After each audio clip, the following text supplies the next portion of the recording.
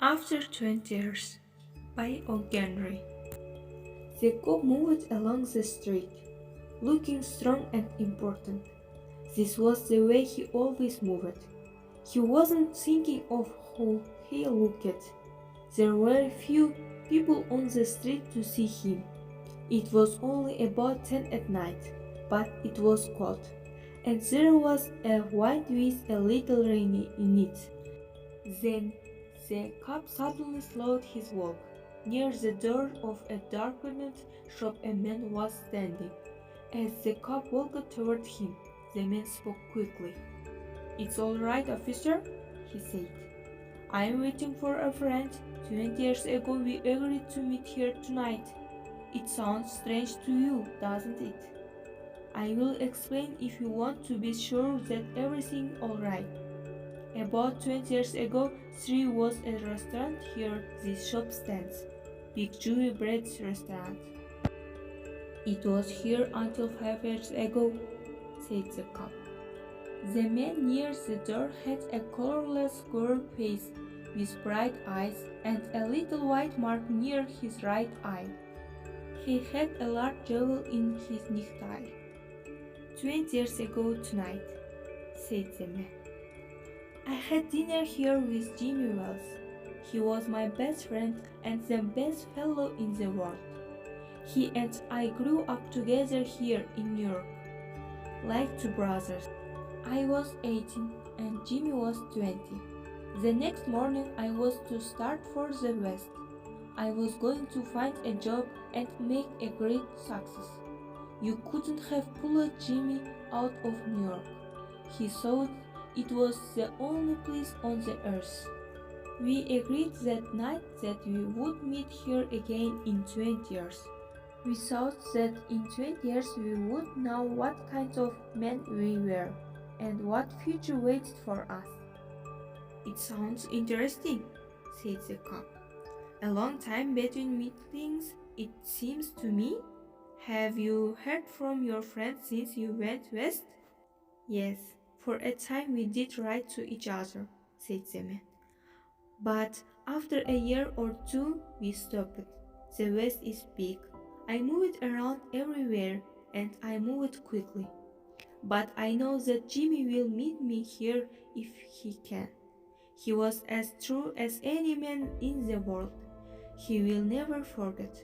I come a thousand miles to stand here tonight, but I will be glad about that, if my old friend comes too." The cop took a step or two. "I will go on my way," he said. "I hope your friend comes all right. If he isn't here at 10, are you going to leave?" "I'm not," said the other. "I will wait half an hour at least. If Jimmy is alive on Earth, I will be here by that time. Good night, officer." "Good night," said the cop, and walked away, trying doors as he went. "Is that you, Bob?" he asked doubtfully. "Is that you, Jimmy Wells?" cried the man at the door. The new man took the other man's hands in his. "It's Bob, it surely is. I was certain I would find you here if you were still alive. 20 years is a long time. The old restaurant is gone, Bob. I wish it were here, so that we could have another dinner in it. Has the West been good to you?" "It gave me everything I asked for. You have changed, Jimmy. I never thought you were so tall." "Oh, I grew a little after I was 20. Are you doing well in New York, Jimmy?" "Well, enough. I work for the city. Come on, Bob. We'll go to a place I know and have a good long talk about old times." At the corner stood a shop bright with electric lights.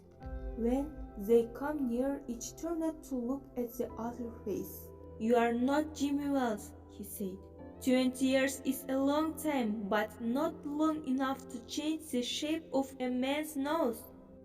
"It sometimes changes a good man into a bad one," said the tall man.